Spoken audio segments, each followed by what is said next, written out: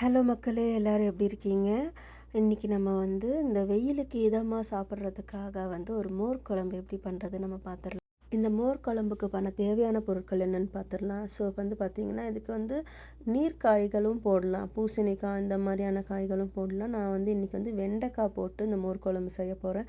So வந்து நான் என்ன எடுத்திருக்கேன்னா, வெண்டைக்காய் எடுத்திருக்கேன். நல்லா வெண்டைக்காவை நல்லா கழுவி வாஷ் பண்ணி எடுத்திருக்கேன்.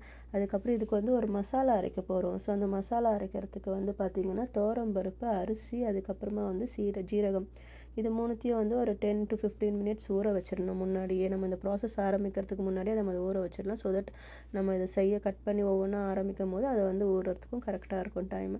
ஸோ அதுக்கப்புறம் இந்த வெண்டைக்காவை எல்லாத்தையும் கட் பண்ணி எடுத்ததை வந்து நல்லா வதக்கிடணும். ஒரு பேனில் போட்டு நல்லா வதக்கிடுங்க. நல்லா வதக்குனதுக்கப்புறம் இந்த ஊற வச்சுருக்கோம் இல்லையா, ஸோ அந்த ஊற வச்சுருக்க அந்த பொருட்களோடு சேர்த்து பச்சை மிளகா, அந்த பச்சை மிளகா தான் வந்து இந்த குழம்புக்கு தேவையான காரத்தை கொடுக்க போகுது. ஏன்னா நம்ம மிளகாய் தூள்லாம் போட போகிறதில்ல.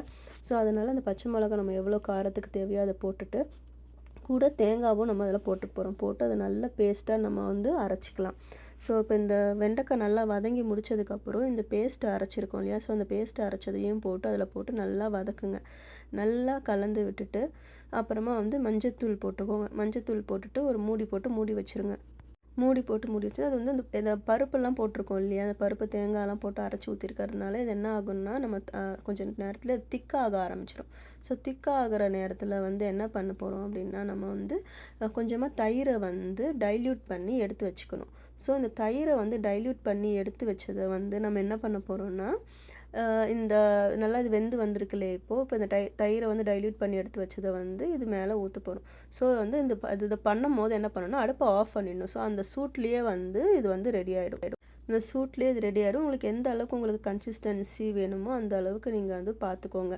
எனக்கு வந்து நான் ஃபஸ்ட்டு வந்து கொஞ்சம் திக்காக வச்சுருந்தேன். தயிரில் வந்து நான் நிறைய கொஞ்சம் தண்ணி ஊற்றி டைல்யூட் பண்ணதுனால அந்த கன்சிஸ்டன்சி எனக்கு போதுமானதாக இருந்துச்சு. இல்லை உங்களுக்கு அந்த ஃபஸ்ட்டு ஸ்டேஜ்லேயே உங்களுக்கு வந்து திக்னஸ் வேண்டாம் அப்படின்னா, அதை நீங்கள் வந்து கொஞ்சம் டைல்யூட்டாக இருக்க மாதிரி பார்த்துட்டு அதுக்கப்புறம் நீங்கள் வந்து தயிரில் நல்லா மோராக கலந்து அதில் ஊற்றிடுங்க. So it will be good. இப்போ இதை வந்து தாளிச்சிடலாம். ஸோ தாளிப்புக்கு வந்து கடுகு, கருவேப்பிலை, அதுக்கப்புறமா வந்து மிளகாய் போட்டு நான் வந்து தாளித்து அது மேலே ஊற்றிட்டேன். ஸோ இது வந்து சாப்பாடுக்கு கூட தொட்டுக்க ஒரு அப்பளமோ, சுட்ட அப்பளமோ இல்லைன்னா ஊறுகாய் இருந்துச்சுன்னா செம்மையாக இருக்கும். இந்த வெயிலுக்கு இதமாக வந்து உடம்பு குளிர்ச்சிக்கு சாப்பிட்றதுக்காக ரொம்ப டேஸ்ட்டாகவும் இருக்கும். இந்த மோர் குழம்பு வந்து நீங்கள் வீட்டில் செஞ்சு பாருங்கள். ரொம்ப குயிக்காக செஞ்சிடலாம். நீங்கள் இதை மட்டும் நம்ம எல்லாமே ரெடி பண்ணி வச்சுட்டோம் அப்படின்னா, அந்த அரைச்சி வச்சுருக்கோம், எல்லா பொருளும் இருக்குது வீட்டில் அப்படின்னா, வித்தின் ஃபியூ மினிட்ஸ்லேயே சாப்பிட்றலாம். டெய்லி வந்து நம்ம நார்மலாக தயிர் ஊற்றி சாப்பிட்றதுக்கு பதிலாக இந்த மாதிரி மோர் குழம்பா செஞ்சு பாருங்கள். ரொம்ப டேஸ்ட்டாக இருக்கும். ட்ரை பண்ணுங்கள்.